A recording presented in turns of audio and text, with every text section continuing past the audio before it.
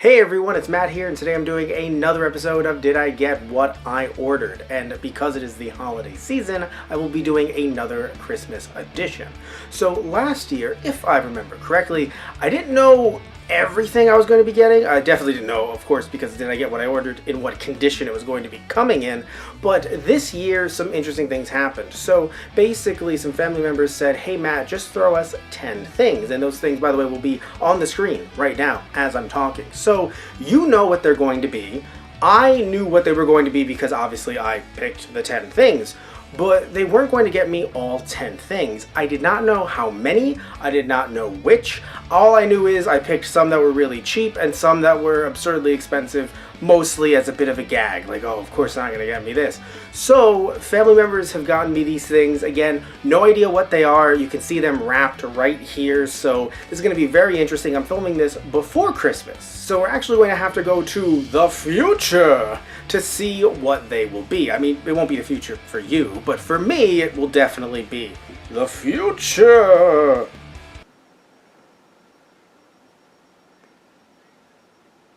Hello? Future? Future? Future? Future! Alright, so it is after Christmas, and before we talk about what I ended up getting off that list, should have mentioned this earlier, we are not going to be having some game footage in this video. We might have very little. We're not going to be having a lot of game footage because of the fact that these are all brand new, so let's just go into this assuming that they all work. Let's assume. If they don't, I'll definitely end up making a video telling you, but let's just assume that all of these things do in fact work, as they are brand new. So, either way though, before we get to some gaming stuff, let's talk about some of the other stuff that came, because you saw some other things that were not gaming related on the list. Everything's, by the way, here just off camera. So the first thing is Neo Ultra Q. So for some of you out there who are not Ultraman fans, you're probably like, what in the hell is Neo Ultra Q? So before Ultraman, and if you're not familiar with that, Ultraman is a Japanese superhero children's show from the 1960s. It goes on, by the way, still to this day, very much like Super Sentai, which in the US became Power Rangers. And depending on how old you are, you might remember that Ultraman was also dubbed over here in the US. They made a show that aired, I believe, just in the US, and also ended up doing Ultraman Tiga, 4Kids did, and that aired on Fox Box.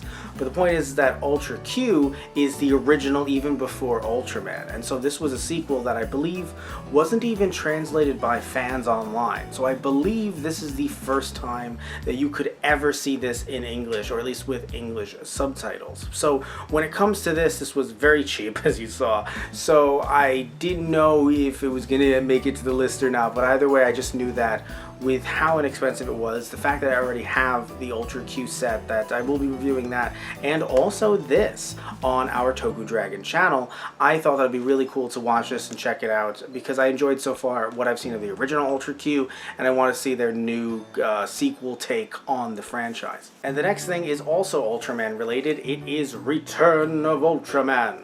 So, also affectionately referred to as Ultraman Jack. So if I remember correctly, at the time this came out, this was like a new Ultraman show. Obviously it was a new Ultraman show, but the point is that they didn't necessarily differentiate this from the original Ultraman as a character, but over time they have. So now we refer to this specific Ultraman as Ultraman Jack, and the original as Ultraman Hayate, because very much like early Thor comics, when Ultraman came to Earth, he ended up possessing an actual human being. I say possessing, that sounds awful. No, he worked in tandem with the human being, so the human was still a human, alive, very much like how Thor and Donald Blake existed back in the day. Well, that's been pretty much phased out, and also even in Ultraman, in a way, some of that is phased out, sort of. But either way, point is that this is a set that was released, I want to say rather recently, although I might just be very behind on sets, and this is a standard edition, yet it comes with a book that actually allows you to see different monsters from the series and other cool facts about the series. And it was really cool because it was between this and a steelbook. And look, I like steelbooks, but honestly, for this price, for how much, even though I didn't purchase it myself, still always thinking about prices. And when it comes to the fact that it's just the entire series on Blu-ray, and that's actually pretty cool, and I'm a fan. Can't wait to watch this. There was some fan translation stuff online for it, but that didn't, if I remember correctly, that did not go to the end of the series. So again, another way to experience Ultraman in English for the first time, and it's all legit, and that's really cool. So let's actually move on to some gaming stuff, the stuff that you're pretty much here for, I would imagine. So let's actually talk about this. Yeah, the all-in-one package. So some of you that have been watching for a while know that I did end up picking Kingdom Hearts 3 up really cheap on eBay a while back, but when it came to trying to get the rest of the series, I haven't had the series in a very long time on its original consoles. I ended up never getting the updates on the PS3, the remasters, and when it came to the story so far, I did end up borrowing that from Tristan. Love you, buddy. Hope you're watching the video. But I do have to give that back to him eventually, I think. At some point you have to give that back. So I knew that I wanted to end up picking this up, and when it comes to this though, I didn't know how they were going to be packaging it, so obviously it looks amazing. The slipcover does seem to be a little, it's a slipcover. I didn't know if it was actually going to open up like a book or something. No, it's a slipcover. What made me laugh so hard though is when looking at this, it's literally just the story so far and Kingdom Hearts 3 just chilling here. So that was not expected, but what's really cool is that the Kingdom Hearts 3, I can use words, the Kingdom Hearts 3 that I got separately, it's a little iffy, like the back of it's a little so the fact that I can have it brand new, and also the fact that I can lend it to some other friends of mine who don't have it, someone like John, who you've seen if you've watched the channel for a long time, he also has his own channel, John's Game Room, subscribe to that, will be linked in the description box down below. So when it comes to John, he has never played these games, so he kind of stopped gaming a little bit around the PS2 era, and then picked it back up now on the, I mean, he went back to play retro games and stuff, but when it comes to quote-unquote new gaming at the time, for the most part he was just in the Persona stuff, so he would love Kingdom Hearts, so definitely really cool that I can lend this to him in the future as well after I play it. I get to play it first, but after I play it I will definitely be doing that. But really, from the looks of it, there's not really much going on here other than the fact that there's some registration code, which I didn't really get in the other one. I don't know if that gets you any kind of like reward points and stuff. We'll be talking about that a little bit later, but I don't know if they get you any points or anything, or why they would want you to register their game, and why Story So Far does not have it.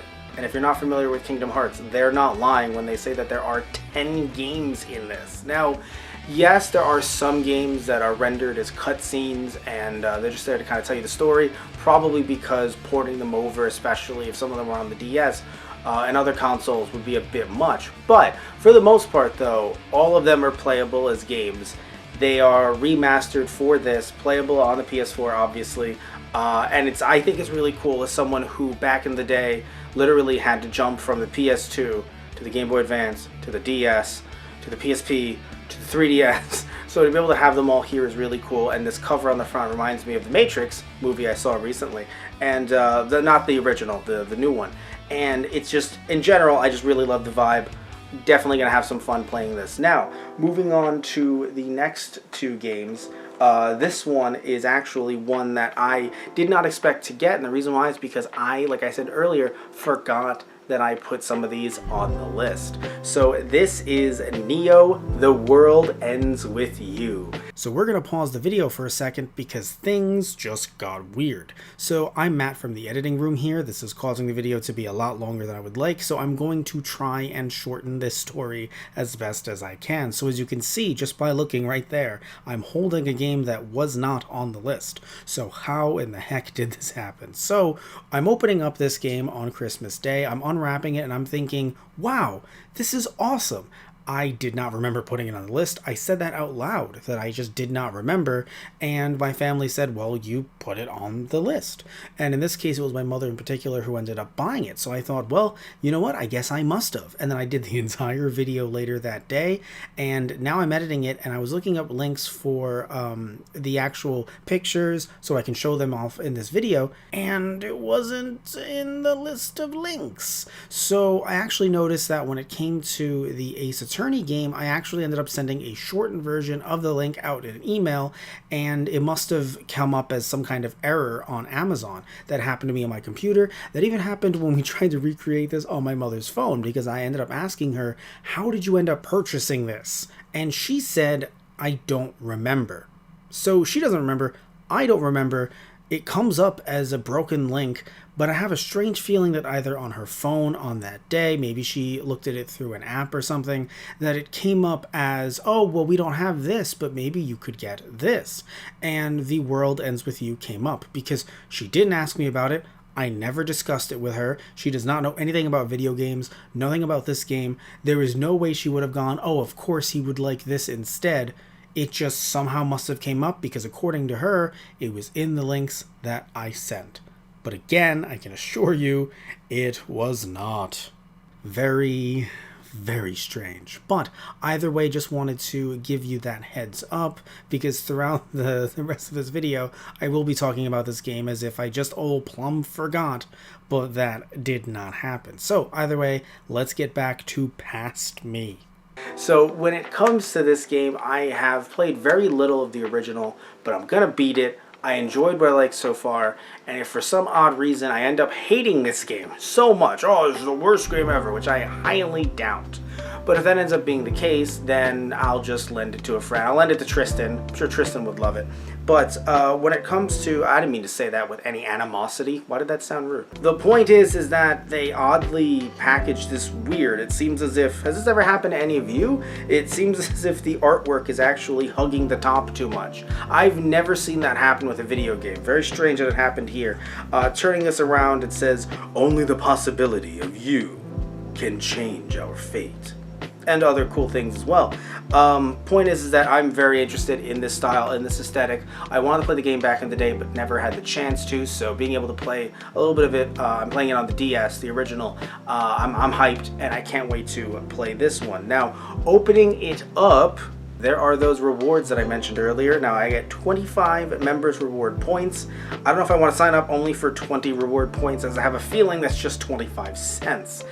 Tell me in the comments down below. I'd be very curious to see. But either way, looking at the rest of this, it just is very plain, obviously. There's also no reversible art or even just any art altogether, which is weird. I'm cool with no reversible art, but just having no art whatsoever is kind of strange.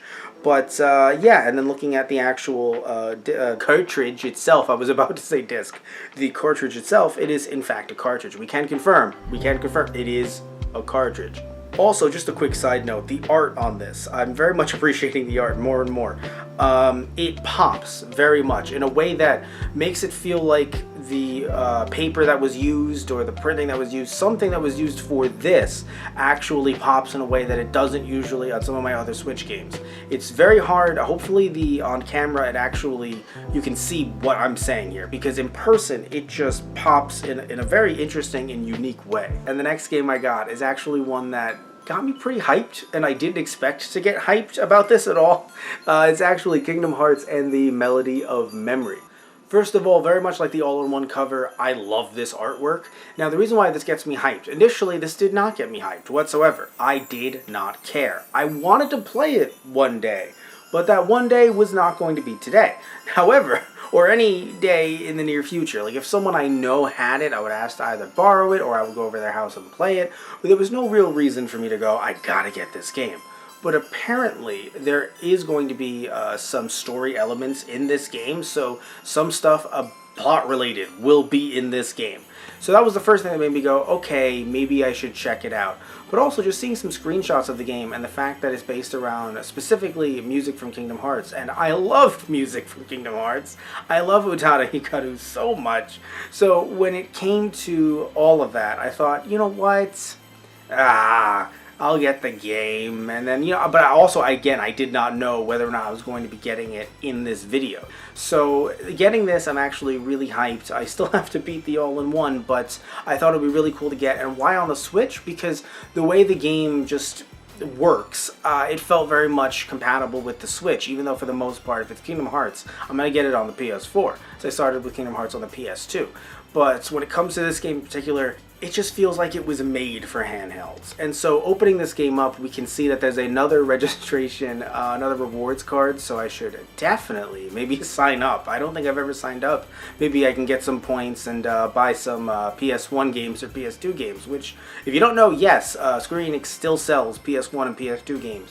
They're still seemingly printing the discs, so you can get them off their website. That's not a joke. They work on legit PS1s and PS2s. This isn't like, oh, you know, but you have to mod your system. No, they just print discs. They don't have the black, like, ink on the back, so they look silver instead. So they look like they're these weird, high-quality reproduction games, but they still do them, oddly.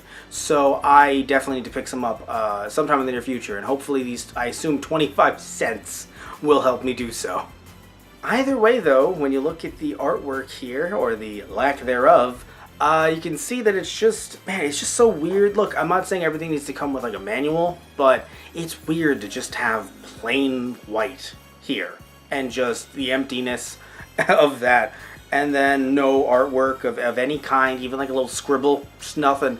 Very strange to me to just have that plain, and then also just have, there's no tabs, to be fair. At least there's no tabs to show that there could be a manual. I've seen that in some cases before. I'm like, wait, that's weird. But yeah, it's something that I will be playing in the future, and if I do a review of this or any of these games, it would be over at our Game Time channel, linked in the description box down below.